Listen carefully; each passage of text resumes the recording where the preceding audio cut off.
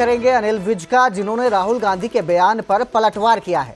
राहुल गांधी के मोदी को कमजोर प्रधानमंत्री वाले बयान पर यह पलटवार सामने आया है। दरअसल राहुल गांधी ने एक बयान दिया था जिसमें उन्होंने कहा था कि प्रधानमंत्री मोदी जो हैं वो कमजोर हैं, उनका जो नेतृत्व है वो कमजोर है। इसको लेकर अनिल विज का बयान सामने आया और उन्होंने कहा कि मोदी ने पाकिस्तान के छक्के छुड़ाए, मोदी ने भारत को आत्मसम्मान और वैश्विक पहचान दिलाई। राहुल गांधी की नकारात्मकता से ग्रसित हैं राहुल गांधी जो हैं, और इसी पे उन्होंने पलटवार किया है। उनका कहना है कि राहुल गांधी नकारात्मकता से ग्रस्त हैं, उनकी सोच जो है नकारात्मक है। जो पीएम मोदी हैं उन्होंने पाकिस्तान तक के छक्के छुड़ा दिए हैं, और इसी को लेकर अनिल विज का ये बयान सामने आया है।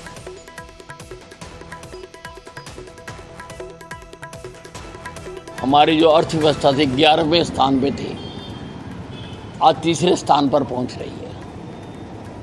प्रधानमंत्री नरेंद्र मोदी जी ने देश को आत्मसम्मान दिया है। आज भारतीयों की सारे विश्व में कदर होती है। राहुल गांधी जी तो मैंने पहले भी कहा है कि नकारात्मकता से ग्रसित हैं, उनको किसी मनोवैज्ञानिक को अपना इलाज करवाना चाहिए।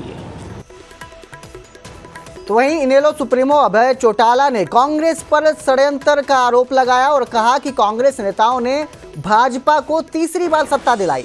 उन्होंने कहा कि वो रोहतक रैली में कांग्रेस के षड्यंत्र का पर्दाफाश करेंगे। अभय चौटाला ने ग्रामीणों से देवीलाल जयंती पर भारी संख्या में पहुंचने का भी आह्वान किया। दरअसल अभय चौटाला ने 4200 किलोमीटर परिवर्तन यात्रा पूरी की और इस दौरान वो झज्जर के गांव लाडपुर में पहुंचे थे, जहां उन्होंने ग्रामीणों को देवीलाल जयंती में आने का न्योता दिया। साथ ही उन्होंने कांग्रेस पर षड्यंत्र रचने का आरोप लगाया और कहा उनकी वजह से ही भाजपा तीसरी बार सत्ता में आई है।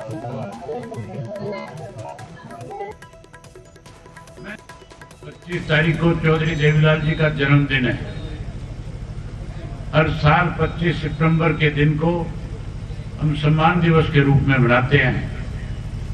लाखों लोग चौधरी देवीलाल को श्रद्धा सुमन अर्पित करने के लिए चौधरी देवीलाल के जन्मदिन पे इकट्ठा होते हैं। इस बार रोहतक की अनाज मंडी में रखा है। आपसे नम्र निवेदन करने आया हूं कि आप 25 तारीख को बड़ी संख्या में इकट्ठे होकर के चौधरी देवीलाल के प्रति जहां अपने श्रद्धा सुमन अर्पित करो, वहीं आने वाले समय में इंडियन नेशनल लोकदल पार्टी की ताकत को इतना बड़ा करो कि आने वाले समय में जब चुनाव आए तो जहां कांग्रेस सत्ता से दूर चली जाए, भाजपा सत्ता से बाहर हो जाए और इंडियन नेशनल लोकदल पार्टी की आपकी अपनी सरकार बन जाए। साथियों, मैं पिछले 2 साल से लगातार हरियाणा प्रदेश के अनेकों गांवों में जाकर के आया हूं। पहले तो एक परिवर्तन यात्रा निकाली थी। उस परिवर्तन यात्रा के तहत जहां 4200 किलोमीटर का सफर तय किया था। तो वहीं चरखी दादरी में विधायक सुनील सांगवान ने भूपेंद्र हुड्डा पर निशाना साधा। उनके साथ उनके बेटे दीपेंद्र हुड्डा को भी उन्होंने घेरा और कहा कि पिता पुत्र दोनों ने कांग्रेस को क्षेत्रवाद तक सीमित रखा। उनकी सोच से ही हरियाणा में कांग्रेस हारी है।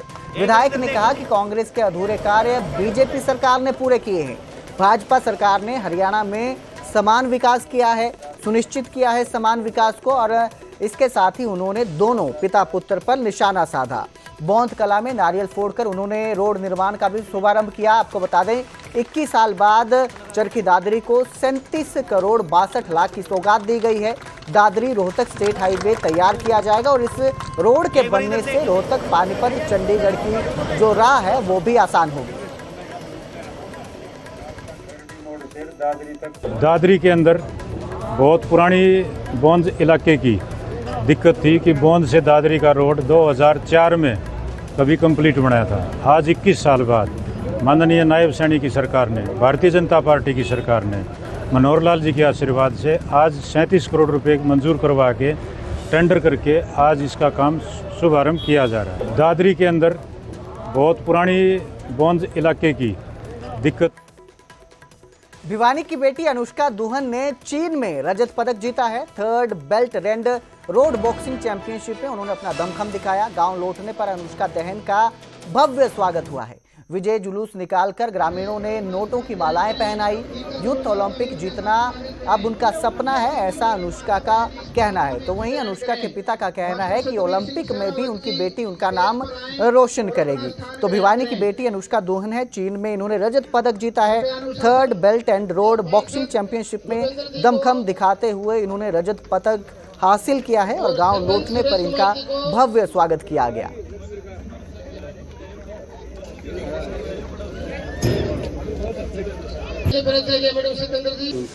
Third road belt international tournament इसमें मैंने रजत प्राप्त किया है चाइना में।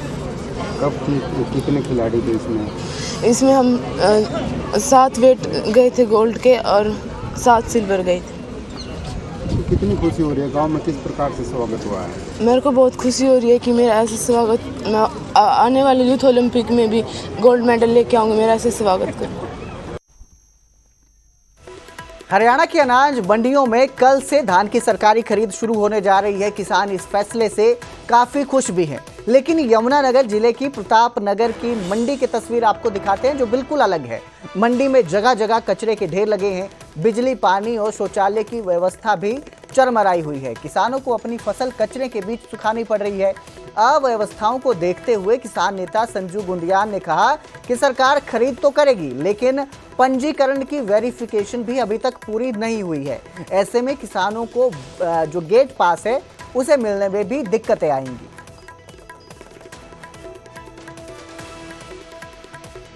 रोड को जाम करेंगे या फिर सीएम के निवास का घेराव करेंगे।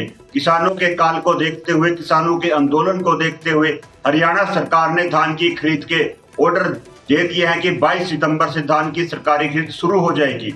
अच्छा कदम है, किसान को हित में है और किसानों की मांग भी थी। लेकिन इसके साथ साथ हमारी और भी मांग है सरकार से कि व्यवस्थाएं जो है मंडियों में आधी अधूरी पड़ी हैं। बहुत सी मंडियों में तो अभी जो है काम चल रहा है, शेड टूटे पड़े हैं, सड़कें टूटी पड़ी हैं और उसके अलावा किसानों के लिए रेस्ट हाउस की सुविधा नहीं है, बाथरूम की सुविधा नहीं है, टॉयलेट की सुविधा नहीं है। और उसके साथ साथ लगते जो कच्ची मंडियां हैं बहुत सी, और अभी तक जो किसानों का पोर्टल है जिसपे हमारा गेट पास कटेगा, अगर पोर्टल होगा तो हमारा गेट पास कटेगा।